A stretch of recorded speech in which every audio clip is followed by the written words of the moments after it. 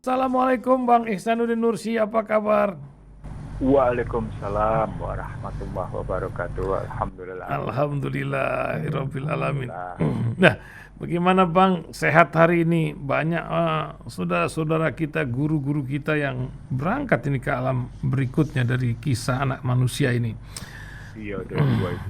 Tapi kemarin juga di di mana tuh di Sulawesi sana ya ada Kongres Munas Kadin. Nampaknya Pak Presiden ini juga bikin kita garuk-garuk kepala ya, Pak Wali Kota, Gubernur sudah bilang jangan, tetap saja bikin munas di sana. Akibatnya hampir puluhan, belasan atau puluhan dan satu orang meninggal di kremasi di sana. Apa yang menyebabkan literasi pemimpin bangsa ini menyebabkan masyarakat menjadi ya gimana lah menurut Bang Ihsanuddin Nursi melihatnya sudut saja. Apakah sedemikian penting Kadin ini, Kamar Dagang Indonesia ini? Nah, Anda sebagai orang yang mengamati perkembangan ekonomi bangsa ini, apa yang terjadi dengan bangsa ini? Silakan Bang. Jadi ketika Undang-Undang Kadin dulu dibuat, ketika Undang-Undang Kadin dibuat, sebenarnya dalam rangka mensahkan adanya kelompok usaha swasta. Kan ada koperasi juga yang saat itu dibuat. Oh iya, betul. Hari koperasi hari ini juga, ini hari koperasi nih Bang. Iya, Juli ya. Jadi ada koperasi yang dibuat, ada Kadin dan ada BUMN. Itu maksudnya dalam rangka menjalankan pasal 33, ada 3 pelaku ekonomi. Nah, di sanalah berkelompok atau berorganisasi para pengusaha dari berbagai asosiasi dalam rangka menjalankan kepentingan mereka gitu posisinya. Dan dalam perjalanan organisasi ini memang organisasi kepentingan para pengusaha untuk memenuhi untuk mencapai apa yang mereka kehendaki. Tujuannya memang dalam rangka mensupport perekonomian Indonesia kalau pakai Undang-Undang Kadin itu sendiri posisinya. Banyak orang sebenarnya memprotes kontribusi Kadin gitu dalam kondisi sekarang, misalnya dalam rangka perekonomian Indonesia yang ternyata sudah banyak bergeser ke dunia swasta daripada ke BUMN, walaupun diakui BUMN juga mengambil peran penting, tapi koperasinya kan dalam sejarahnya kecil sekali berkontribusi dalam PDB. Sangat kecil. Padahal yang menyerap lapangan kerja besar-besaran adalah justru UMKM dan koperasi. Jadi dilihat dari aspek itu, sesungguhnya belum terjadi hubungan yang seimbang gitu, belum terjadi hubungan yang setara, belum terjadi hubungan yang sehat gitu.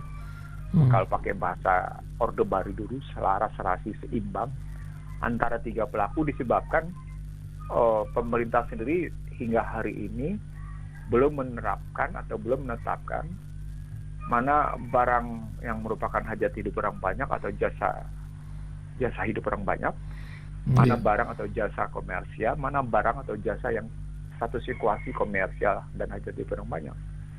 Pemerintah belum berani hingga hari ini. Bahkan pemerintah lebih banyak menerbitkan kebijakan-kebijakan yang pro pada dunia komersial, sehingga memang Kadin demikian kuat pengaruhnya dalam posisi itu.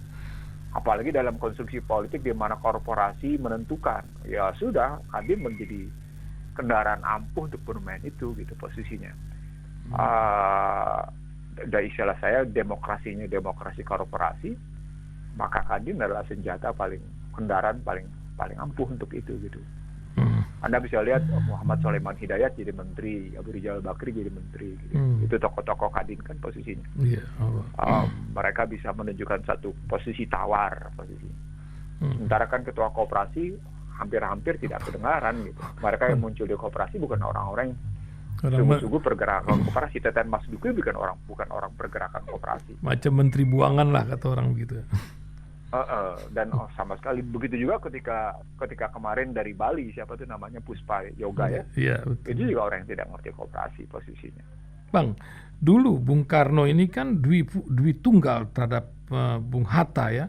Ada yang bilang perpecahan dua orang ini awalnya ketika perusahaan listrik negara itu Pak Hatta itu ingin dikoperasikan saya dengar dari almarhum Pak Junet ini langsung, disitulah perpecahan terjadi ketika Bung Karno tidak sepakat ketika listrik negara ini akan menjadi sebuah lembaga koperasi yang terbesar waktu itu. Apa demikian, Bang? Makhluk dua ini. Ada beberapa penyebab gitu ya,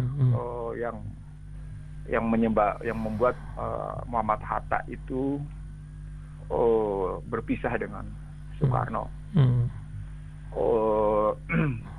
Ini kan tahun 56 peristiwa. Iya, peristiwa 56. Ada 30 masih belum. Di tahun 56 itu peristiwa itu ada 3 peristiwa besar yang luar biasa yang konflik. Setelah pemilu 55 ya. Iya. Setelah pemilu 55 yang kemudian akhirnya beraliran liberal dan kemudian Soekarno mengembalikan ke dekret presiden dan kemudian menyatakannya sebagai menjiwai dan kemudian memberikan arahan kepada Undang-Undang 45 gitu posisinya. Nah kalau kita bilang Soekarno-Hatta sebagai ditinggal gitu, problem utamanya saat itu Soekarno membatalkan KMB, Perjanjian Komerasi Meja Bundar. Yeah. Nah saya sendiri baru mendapatkan ternyata baru kurang lebih 2 minggu ini saya mendapatkan ternyata di balik KMB itu ada dana Marshall Plan. Saya sendiri baru mendapatkan saya baru tahu bahwa sesungguhnya Indonesia mendapatkan Marshall Plan, tapi Marshall Plan itu dananya dibelokkan ke Belanda. Menarik kan? Dan kemudian Indonesia mesti membayar hutang atas tindakan Belanda terhadap Indonesia. Sampai dan tahun dilakukan Belanda, aksi militer 1, aksi militer 2. Itu memuatkan Belanda keluar biaya sedemikian rupa, tapi kemudian biayanya ditanggung oleh Indonesia. Hutang sampai tahun awal 70-an kalau tidak salah baru lunas itu hutang. Enggak, 68 tambah 35 baru 2003. Malah.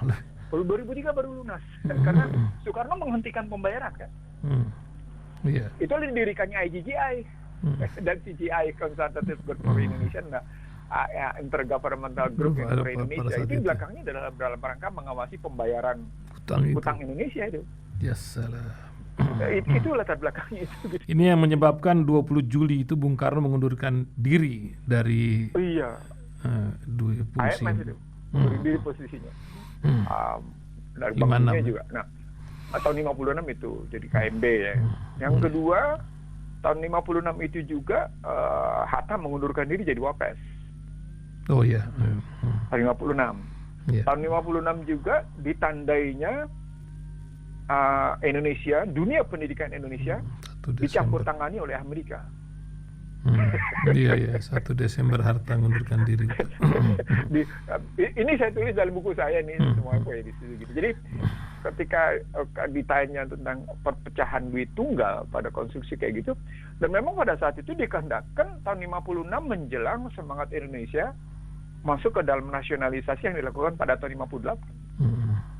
Jadi sudah ada gagas memang karena listrik itu sedemikian menghajati orang banyak, maka diperkirakan karena dia bicara dari mulai pembangkit, lalu kemudian jaringan, lalu kemudian distribusi gitu posisinya,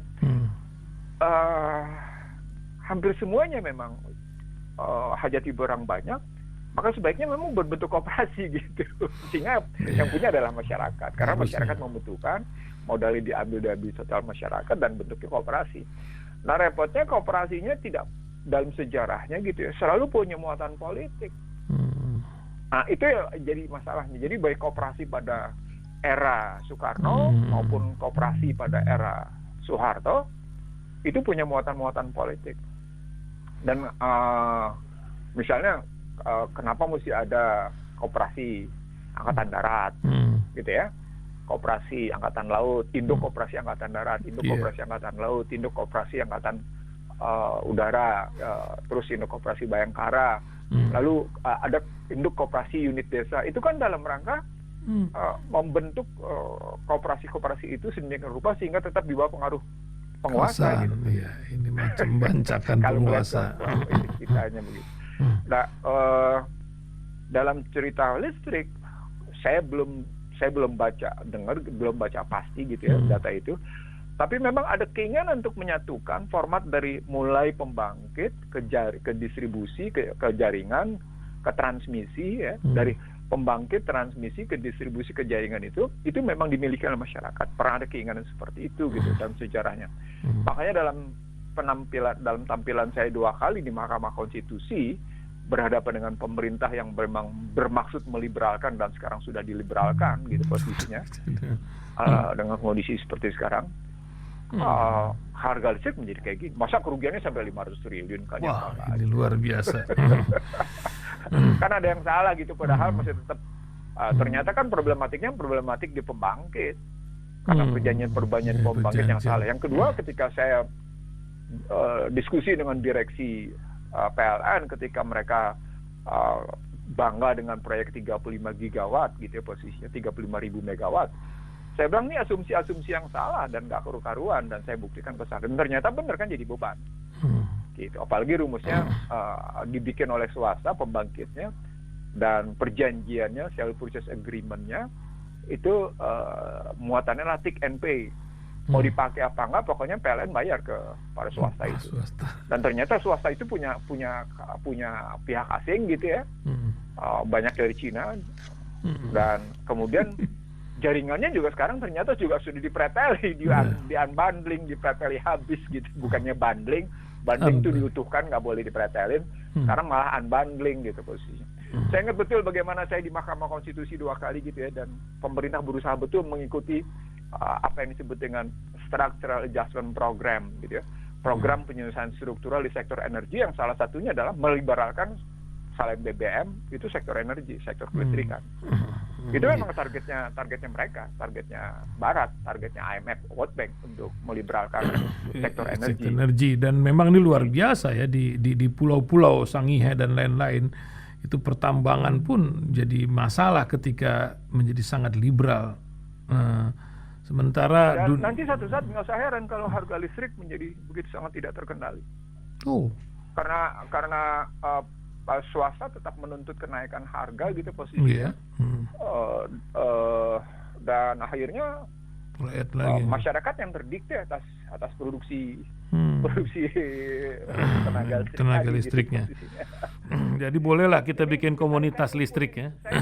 Saya ngumpulin banyak data soal ini gitu ya, sampai putusan Mahkamah Konstitusi pun saya kumpulin gitu, karena waktu itu kita ngebanding-bandingin dengan beberapa negara. Paling jelek kan cerita listrik adalah soal bagaimana Filipina yang tidak bisa mengendalikan harga, salah satu contohnya misalnya gitu. Atau sebaliknya di Amerika, kita bisa ngelihat beberapa negara bagiannya tidak bisa diprivatisasi karena mereka belajar negara bagian yang diprivatisasi harganya tidak bisa dikendalikan. Maka di beberapa negara bagian lainnya tidak mau mereka diprivatisasi pembangkitnya gitu. Itu saya sampaikan juga di Mahkamah Konstitusi. Jadi artinya ada beberapa hal yang memang bermasalah di dalam. Tapi orang-orang saya mungkin ingat ya ketika berdebat di satu YouTube gitu, ada seorang komisaris itu, ya walaupun orang kemudian di belakang ngegrundal tentang yang bersangkutan, tapi saya lihat betul tentang kompetensinya gitu loh. Nggak enak ngomonginnya. Tapi akibatnya dari semua perjalanan ditambah lagi gempuran pandemik, entah plandemik ini sekarang yang terjadi, akhirnya Indonesia turun secara kelas setara dengan Timur Leste dan Samoa. How low can we go ya, artinya sampai seberapa rendah? Begitulah katanya. Berapa jauh kita akan bisa turun? Itu macam mana Bang Iksan Indonesia ini kan Menteri Keuangan gampang aja ngomongnya, 3 bulan lagi kita akan naik lagi gitu. Ini kan macam lip service lagi ya. Itu apa yang terjadi sebenarnya? Ini apa akibatnya ketika kasta kita turun lagi di kelas dunia ini, Bang? Ada logika yang tidak nyambung gitu ya dalam cara-cara berpikir, cara-cara berpikir mereka gitu ya. Betul. Sesungguhnya ketika input naik kan outputnya mesti naik ya. Harusnya. Kan inputnya naik dengan pinjaman macam-macam, betul. Itu kan inputnya mana naik luar namanya. Biasa. Buktinya kalau saya waktu sebulan lalu kan saya menyebut betapa jumlah hutang itu sudah mencapai 6.024 triliun. dan disumbang sedemikian besar dalam mata uang asing 68 sekian persen, dan BUMN menyumbang 14, sekian persen gitu angkanya. Dan itu menunjukkan tingkat kerentanan atau struktural fundamental makronya lemah gitu kan. Dan saya bilang ini yang menunjukkan sebenarnya fundamental makro Indonesia tidak pernah menguat posisinya. Kan analisisnya begitu gitu posisinya ya. Nah sekarang kita lihat kalau inputnya naik, outputnya nggak naik posisinya, kan ada yang salah kan kebijakannya. Nah begitu kita uber berarti inputnya naik tapi outputnya nggak naik, orang akan bilang ya ini kan soal COVID. Pandemik gitu. Ya semua. Iya soal COVID karena terjadi permintaan menurun gitu ya. Pasokan nggak menurun kok, Anda masukin kok itu duit gitu. Kan artinya pasokannya nggak menurun, berarti permintaan yang menurun. Jadi artinya ketika kita lihat input outputnya kayak gitu, permintaannya menurun. Nah sekarang pertanyaan, permintaan menurunnya kenapa? Karena pandemi. Sekarang pertanyaan, kok gitu kebijakan pandeminya benar apa enggak? Ini analisisnya kan begitu secara struktural jadinya gitu. Kita lihat analisis struktural. Nah, ketika kita masuk ke dalam analisis struktural kebijakan pandemi kayak gitu, ini yang mungkin saya ulang-ulang entah berapa kali gitu loh. Bagaimana kepemimpinannya, bagaimana kebijakannya, bagaimana agendanya, bagaimana kerja dukungan masyarakatnya, bagaimana kerjasama masyarakatnya, 5 variabel itu. Itu kan bisa dilihat semuanya serba negatif gitu. Kepemimpinan tidak efektif, kebijakan tidak efektif, program proyek tidak efektif, dukungan masyarakat nggak ada, kerjasama masyarakat nggak ada, masyarakat rendah kepercayaannya gitu. Ya sudah berantakan. Ditambah lagi terjadi korupsi. Itu bocor. Bahkan BPK mulai buka kitabnya ini ketika KPK itu dinilai sama BPK tidak efektif mengelola dan baru sitaan, belum tangkapan lagi ya. Barang sitaannya tidak beres dikelola. Apa yang terjadi? Apakah sudah saatnya KPK ini menjadi sebuah situs saja atau bagaimana, Bang? Ada saya sejak lama ya menilai kan ada sesungguhnya ada kalau undang-undang kan menyatakannya dua, ada pencegahan dan ada pemberantasan kan. Ada pencegahan dan ada pemberantasan korupsi kalau bicara undang-undang korupsi. Dari sana kemudian mereka bisa pencegahannya begini, pemberantasan begini sampai soal operasi tangkap tangan macam-macam posisinya gitu ya. Dan didirikanlah lembaga ad hoc posisinya karena dianggap kepolisian dan kejaksaan tidak mampu menjalankan itu gitu. Itu riwayat reformasinya sebagai tuntutan KKN kan. Tuntutan korupsi, kolusi dan nepotisme, maka didirikanlah KPK. Yang sekarang ternyata BPK menilai dua hal. Barang tidak efektif gitu ya, barang sitaan, pencegahan tidak efektif. Kau baru tahu ya?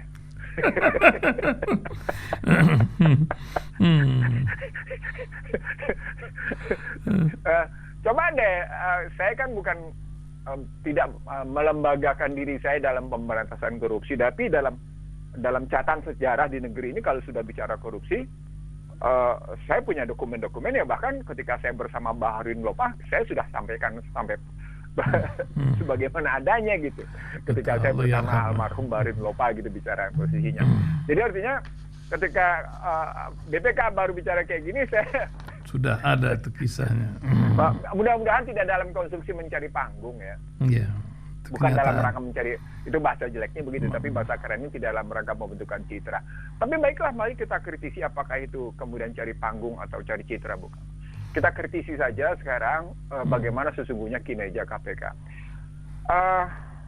Kalau soal pengelolaan barang sitaan itu jelek, itu kan bagian dari penurunan peran KPK kan sesungguhnya. Jadi ketika peran utamanya menurun, derivatif dia akan ke bawahnya menurun. Orang kan kehilangan semangat. Itu yang disebut dengan demoralisasi institusi kan. Analisis demoralisasi institusi itu yang mestinya dilihat oleh KPK, bukan cuma sekedar pengelolaan barang sitaan jelek, pencegahan jelek, bukan itu. KPK mestinya melihat, BPK mestinya melihat ada demoralisasi di institusi ini. Nah, ketika sampai pada demoralisasi institusi, maka pelemahan yang terjadi pada KPK adalah kata kunci. Dan dia akan menurun ke bawah, bahwa terjadi semuanya ke bawahnya melemah gitu. Gitu. Sederhana aja ngelihatnya kalau dia bikin begitu gitu. Jadi makanya ketika saya baca juga sejumlah kayak gitu, melihat wah KPK menilai BPK menilai KPK tidak efektif dalam 2 hal, pengelolaan barang sitaan dan pencegahan. Ya ini kan derivasi dari pelemahan KPK itu sendiri gitu. Dan itu sesungguhnya publik mendapat pesan bahwa pelemahan itu sungguh-sungguh terjadi dan niat dalam rangka mengelola pemerintahan secara pakai istilah Bank Dunia dong nih. Secara good governance gitu ya, secara fair, responsible, accountable dan transparan, secara jujur bahasa sederhananya. Ya itu sirna ditelan malam. Ya, ini mungkin bagian dari merosotnya penilaian. Ini kan yang bikin nilai-nilai ini kan mereka juga. Mereka sebenarnya senang kalau ndak ada korupsi, tapi sementara mereka kasih pula pelumas untuk semua lancar ini. Bagaimana? Kita ini kan harta, obat, uang dan vaksin ini kan demen import. Gas saja kemarin mau cepat-cepat import saja. Apa yang krisis kepercayaan diri apa yang terjadi di bangsa kita nih? Dalam dunia ekonomi ini kan orang baru sadar, misalnya ketika bicara tentang COVID, orang bicara tentang vaksin, orang bicara tentang tadi katakan import segala gitu posisi. Orang lupa bahwa di balik persaingan bebas gitu ya, persaingan pasar bebas itu ada yang disebut dengan asymmetric information. Ini yang membuat Joseph Agent Stiglitz ini menerima Nobel Economics. Asymmetric information saya sederhanakan, melembaganya ketidakjujuran. Iya ya. India masih mending kemarin 12 menteri mundur, itu kan ada rasa malu gitu. Iya ya. Padahal bukan Islam ya. Bukan Islam. Itu. Artinya bukan Muslim, bukan negara Muslim gitu. Jujuran ya. Jadi ada krisis kejujuran itu. Saya sebenarnya sedang menulis judulnya itu moral hazard masyarakat. Ini bukan masalah data-data COVID juga kan masalah kejujuran juga, masalah harga barang, oksigen. Lebih dalam dari itu, Jadi saya sudah menulis hampir 50% gitu. Cuma saya ambil semua lini, bahwa semua lini masyarakat mengalami moral hazard istilah saya. Jadi moral hazard itu aji mumpung semua. Bahasa sederhananya itu aji mumpung gitu. Pokoknya kalau bisa kayak gini, kalau bisa korupsi kenapa gue nggak korupsi gitu. Kalau gue bisa ngerugiin orang kenapa mesti gue untungin gitu. Kalau perbankan itu istilahnya, kalau saya bisa untung buat diri saya, kenapa saya mau ngasih untung pihak lain gitu. Kalau udah dijamin oleh LPS, kenapa saya mesti takut ngambil risiko gitu, misalnya kalau perbankan. Kalau pemerintahan, selama masyarakatnya bisa didikte, kenapa saya tidak dikte dengan aren law, dengan kebijakan dengan kebijakan publik gitu misalnya. Itu moral hazardnya. Sementara masyarakat bilang, udahlah nggak ada urusan gue malu gitu. Gue urusin diri gue sendiri aja lah. Karena perilakunya sudah sedemikian rupa, dan I am the law, saya adalah hukum, maka semuanya semena-mena. Dan itu moral hazard semua lini. Dan itu sesungguhnya itu yang saya sebut Indonesia in the middle of nowhere. Itu dalam perspektif internal dan eksternal, itu menggambarkan negara gagal loh. Jadi kalau kita ngelihat Indonesia yang tidak kemana-mana itu dalam perspektif internal dan dalam perspektif eksternal, itu menggambarkan failed state, negara gagal. Kalau kayak gitu. Kenapa? Karena dia tidak dalam rangka memenuhi panggilan amanat konstitusi. Dia tidak dalam rangka berupaya mencapai tujuan konstitusi, tujuan kata pembukaan Undang-Undang Dasar 45. Contoh sederhana misalnya pelarangan ke masjid, kan Anda berhadapan dengan pasal 29 ayat 2 Undang-Undang Dasar 45.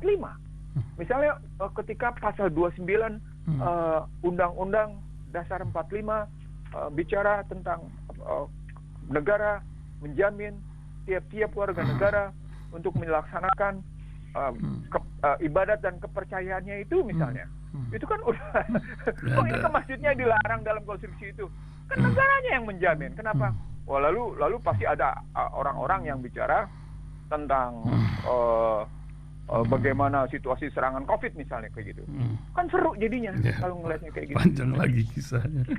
Jadi artinya ada sesuatu yang ada yang nih judulnya nih, ini kalimatnya kemarin dalam khutbah Jumat saya sampaikan. Negara menjamin kemerdekaan tiap-tiap penduduk untuk memeluknya agamanya masing-masing dan untuk beribadat menurut agamanya dan kepercayaannya itu. Saya ulang nih kalimatnya. Negara menjamin kemerdekaan tiap-tiap penduduk untuk memeluk agamanya. Jadi kemerdekaan tiap-tiap penduduk untuk memeluk agamanya, 2, agamanya masing-masing, dan ketiga, untuk beribadat menurut agama dan kepercayaannya itu. Jadi negara menjamin itu. Kenapa muncul undang-undang di bawahnya malah melarang peribadatan? Walaupun sadar belakangan mereka revisi, tapi kan kelihatan itu pengambil kebijakan itu ambigu gitu. Ya itu fuka. Fuka itu. Nah, itu yang saya bilang akhirnya orang curiga. Ini memang saya pernah ingat ada seorang presiden pernah menyatakan ini bukan negara agama. Ada seorang presiden, saya nggak usah sebut siapa presiden. Silakan searching aja sendiri di internet siapa yang menyatakan ini bukan negara. Betul, negara ini bukan negara agama, tapi negara ini negara beragama. Itu yang mesti dipahami. Saya ulang ya. Ini bukan hanya untuk presiden nih, tapi juga untuk para menteri dan para politisi serta siapapun di negeri ini. Negara ini memang bukan negara agama, tapi negara ini negara beragama. Perhatikan kata pembukaan ayat 3, ayat 4 dan pasal 29. Itu menunjukkan negara ini adalah negara beragama. Nah, kalau negara beragama, basis etika moralnya, ya, moral itu basisnya adalah pasti agama. Etika itu sopan santunan berbasis dari peradaban munculnya. Itu kan nggak mungkin Anda abaikan. Nah, ketika etikanya adalah I'm the law, saya hukum, ya masyarakat mengikuti dong semena-menanya para pejabat. Anda bisa lihat dong bagaimana seorang tukang sate ditutup, bagaimana seorang tukang bubur kena 5 juta, sementara sebuah makanan cepat saji buka begitu aja cuma 500.000 dendanya. Itu kan ada sesuatu yang ada keadilan yang di satu sisi jalanan disekat-sekat, tapi TKA asing datang sedemikian rupa, puluhan ribu anggota dewan protes, jawabannya nggak jelas gitu posisi. Gimana coba? Akhirnya masyarakat bilang kontradiktif di dalamnya gitu loh kebijakan itu gitu posisinya. Masyarakat itu kemudian masyarakat menyaksikan bukan cuma sekedar melihat dunia maya, tapi dalam kenyataan. Sehingga akhirnya di Surabaya aparat penegak hukum dimaki-maki sedemikian rendahnya gitu posisinya. Itu kan kehilangan wibawa. Jadi menurut saya ini bukan cuma sekedar tidak didukung, ini bukan cuma sekedar kehilangan wibawa. Ini bukan cuma sekedar dalam posisi tidak ada kerjasama di lingkungan masyarakat. Ini yang saya bilang fail state, ini yang saya bilang negara gagal. Jadi perspektif ini mestinya dilihat secara lebih jujur. Jadi kalau Anda bicara nanti akan naik lagi, nggak mungkin naik lagi loh posisinya dalam kan soal jatuhnya perekonomian, turunnya Gross National Index dari 4.050 dolar per kapita menjadi 3.870, maka masuklah dia kelas menengah bawah gitu ya, lower to middle to lower posisinya, bukan lagi middle to upper posisinya. Itu pun gininya belum dibahas lagi ya, masalah siapa yang dapat segitu itu kan. Itu tesis saya sejak lama. Iya, siapa sesungguhnya pemilik dari yang dapat itu gitu. Betul. Pemilik grossnya siapa? Kalau korporasi asing sama korporasi besar yang jumlahnya sudah bisa menyamai APBN gimana? Iya, itu yang jadi masalah. Kan posisinya. Luar biasa. Misalnya sebuah perusahaan yang menguasai industri otomotif sampai sekian persen di Indonesia, udah berapa dia mempengaruhi APBN? Makanya kemudian dia dapat yang namanya PPNBM gitu. Itu contoh sederhana. Betul. Jadi balik lagi ke dalam case bagaimana terjadi demoralisasi istilah saya dan terjadi moral hazard di semua lini. Saya ulang ya, ini saya sedang menulis sebenarnya. Tapi saya jelaskan saja di rasil. Ini semua lini mengalami moral hazard. Moral hazard tadi aji mumpung. Moral hazard karena orang semena-mena melakukan apa saja karena dia merasa bisa melakukan apa saja sesuai dengan keputusan dan kewenangannya. Maka kelihatan sekali dia bukan cuma sekedar kepemimpinan tidak efektif, tapi kepemimpinan yang menunjukkan tidak adanya rasa keadilan. Kepemimpinan yang juga menunjukkan bahwa sesungguhnya dia bukan merupakan bagian dari kekayaan masyarakat dalam rangka pengelolaan kelembagaan. Nah, ini problem besarnya jadinya problem jadi situ.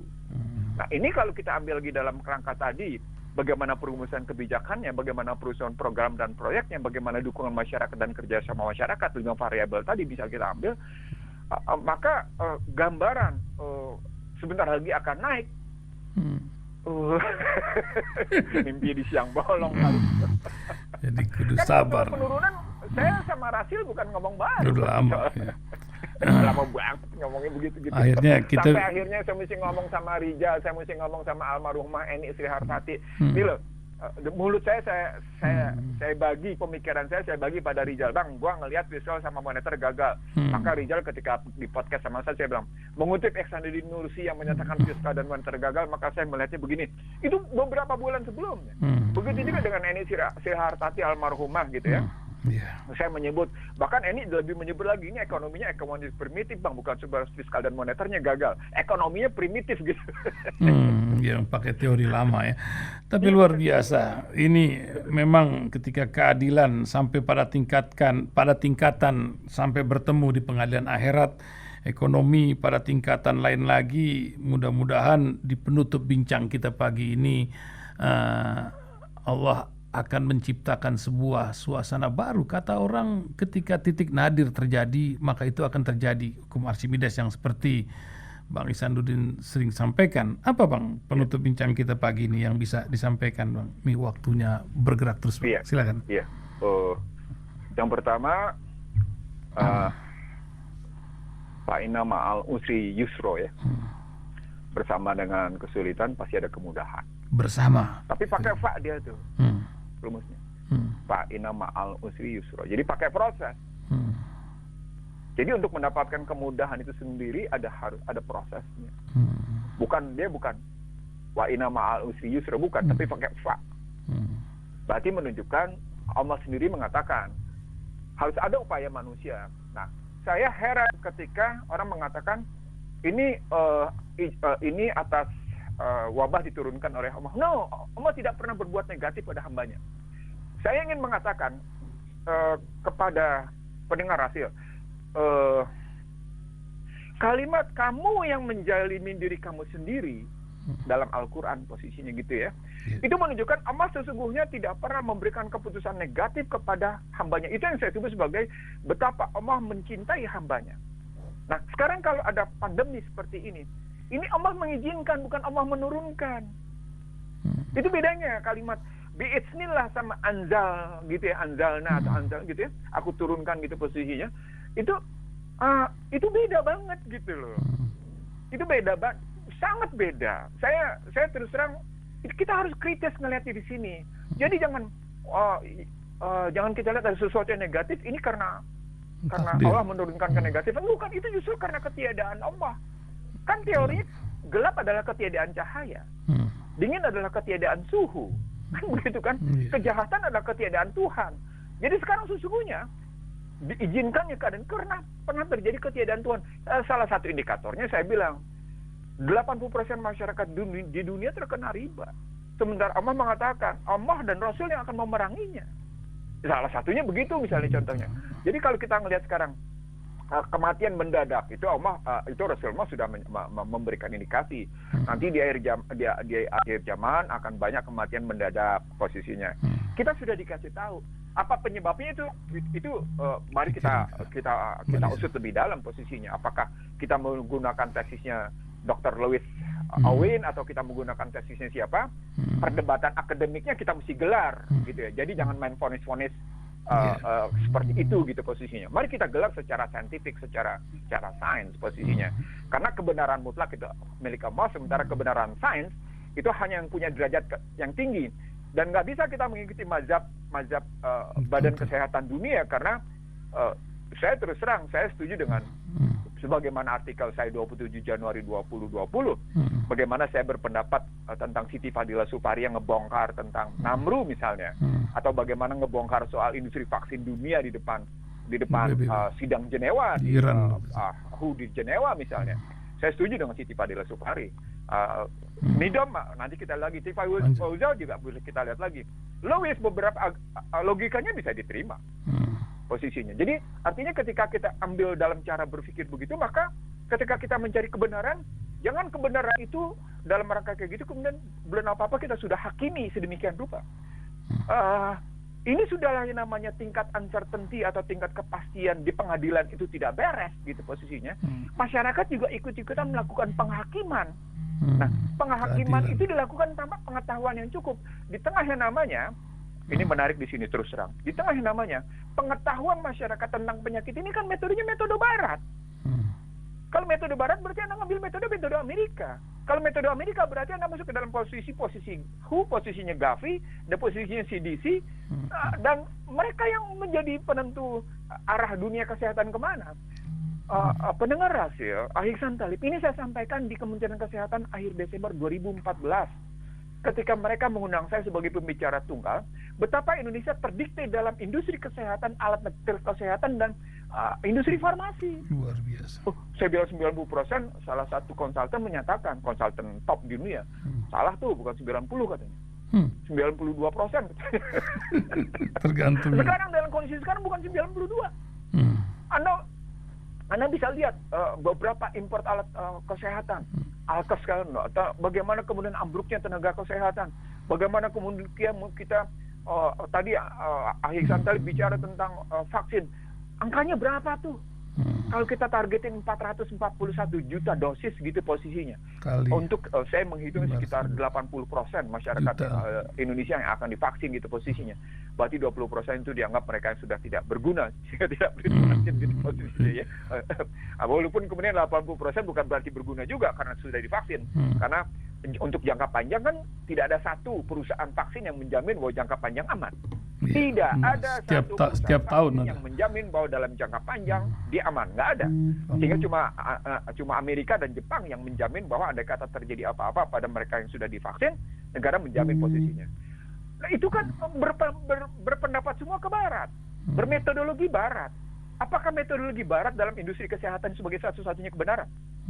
Enggak juga. Itu makanya kemudian Cina bisa mengambil sikap berbeda. Itu makanya kemudian kita bisa lihat Swedia berbeda. Itu makanya Tanzania berbeda. Gitu posisinya. Jadi ada hal yang menarik dalam perdebatan ilmu kesehatan ini karena mereka merasa sudah bisa menghegemoni dunia. Nah, ini masuk ilmu perdebatan ilmu pengetahuan di sini. Ketika ilmu pengetahuan dihegemoni oleh mereka, bukan satu-satunya mereka. Islam sendiri punya pandangan kok tentang kesehatan. Misalnya kalau kita bicara, saya kemarin di masjid bicara, kenapa Anda mesti takut ke masjid? Kalau sementara sudah wudu Anda berdoa, Allahumma ja'alni minal mutatahhirin. Sucikan diriku ya Allah, berikan kesucian pada diriku ya Allah. Lalu kemudian sebelum masuk masjid Anda sudah berdoa, Allahumma tafli abwaaba rahmatik. Ya Allah, buka pintu rahmatmu seluruhnya. Lalu kita takut ke masjid. Apa yang salah dengan doa itu? Lalu kemudian kita bisa lihat bagaimana Al-Baqarah 114, bagaimana kita bukanya namanya At-Taubah 18. Lalu persoalan Idul Adha ini masalahin, ya Allah ya Tuhanku, ada apa rupanya negeri ini sementara namanya pasal 29 ayat 2 begitu rupa tegasnya bahwa negara menjamin untuk melakukan peribadatan agamanya dan kepercayaan itu. Negara menjamin untuk pelaksanaan itu, bukan menjamin untuk menghalang-halangi, bukan. Jadi mari kita strukturkan masalah ini secara benar. Ini yang masalah sini. Saya dalam posisi kesedihan yang amat sangat sehingga saya sampai pada kesimpulan moral hazard masyarakat ini begitu rupa karena ada aliran pendidikan yang salah, aliran pendidikan politik maksud saya, aliran pendidikan politik yang salah sedemikian rupa gitu posisinya. Ini puncak loh. Saya terus terang saja saya bilang ini puncak ketika karena kebetulan ini disertasi saya, Ihsan Talib. Disertasi saya bicara tentang walaupun cara berpikir Barat mereka memisahkan dalam upaya mencapai kesejahteraan itu tidak boleh bicara moral gitu posisinya. Saya baca ulang dari Peterson Institute International Economic misalnya gitu ya. Di sini kelihatan ternyata mereka memang mau memisahkan persoalan dunia yang dalam hal ini mencapai kekayaan di dunia dengan persoalan-persoalan moral yang basisnya agama. Itu lagi-lagi saya temukan dalam filsafat Yunani, dalam filsafat Barat, dalam cara berpikir ekonomi neoliberal. Dan dalam ekonomi neoliberal yang saya bilang ultra neoliberal, mereka sedang menciptakan perbudakan. Apa itu vaksin? Mereka sedang menciptakan aturan-aturan dunia baru, itu yang dalam buku Bangsa Terbelah saya sebut sebagai New World Order. aturan-aturan baru yang sedang mereka ciptakan, termasuk nanti misalnya digital Ekonomi ya, di bidang digital. Iya, currency. di ekonomi. Pertanyaan Oke. besarnya menjadi apa kita tidak punya alternatif? Apa kita tidak boleh mengikuti agama kita? Karena konstitusi menjamin kita boleh melaksanakan agama kita dan kepercayaan kita. Sementara kita tidak ikut yang namanya New World Order itu. Nanti lo nggak boleh pergi kemana-mana. Loh, WHO sendiri menyatakan vaksin sukarela, bukan nggak boleh ada paksaan. Kenapa kemudian menjadi pemaksaan? Ya, ini yang terjadi di Turki. Regulasi yang tidak berbasis rasional. Ada problem regulasi yang tidak berbasis pada sosiologi. Nah, ini masuk di filsafatnya. Ketika sebuah regulasi tanpa basis sosiologi, maka sesungguhnya dia tidak punya akar.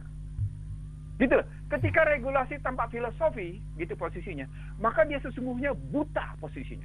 Kebayang nggak? Kebayang nggak? Oke, luar biasa Bang. Waktu pulang harus kita cukupi bincang kita. Iya, terima kasih. Pendengar Rasil, saya tidak maksud apa-apa gitu ya. Saya ingin mendudukkan masalah pada tempatnya supaya kita bisa berpikir jernih gitu ya posisinya, bahwa hidup ini tidak mungkin dalam pilihan-pilihan yang kayak gitu. Karena Allah tadi seperti saya bilang, betapa dia mencintai hambanya dan tidak ada kemudian keputusan negatif dari Allah terhadap hambanya. Itu yang penting. Yang bikin negatifnya hambanya sendiri. Dia Allah sendiri. cuma ngikutin keputusan hambanya sendiri. Anda pilih setan ya silakan. Gitu misalnya. Demikian Excellency, terima kasih. Wabillahi taufiq wal hidayah. Assalamualaikum warahmatullahi wabarakatuh. Waalaikumsalam warahmatullahi wabarakatuh.